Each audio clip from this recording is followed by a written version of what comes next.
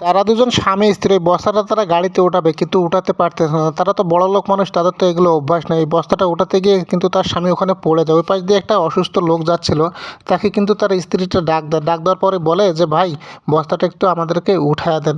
তখন কিন্তু ওই লোকটা দেখুন এক পায়ে ভর দিয়ে বস্তাটা অনেক কষ্ট করে, অনেক কষ্ট করার পরে সে কিন্তু বস্তাটা গাড়িতে ওঠায়। গাড়িতে ওঠাতে গিয়ে বেচারা কিন্তু অনেক কষ্ট হয়, কারণ এক পায়ে তার ব্যান্ডেজ করা আছে। সে কিন্তু চাইলেও আর একটা পা শক্তি ব্যবহার করতে পারেনি।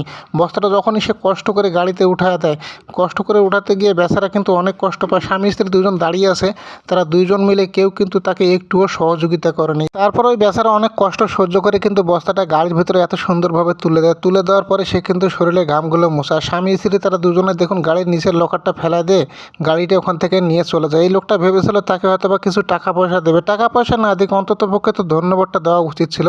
তারা কিন্তু তাকে ধন্যবাদটুকুও দেয়নি, গাড়ি নিয়ে চলে যায়। মানুষের মানবতা বলতে কিছুই নেই রে ভাই।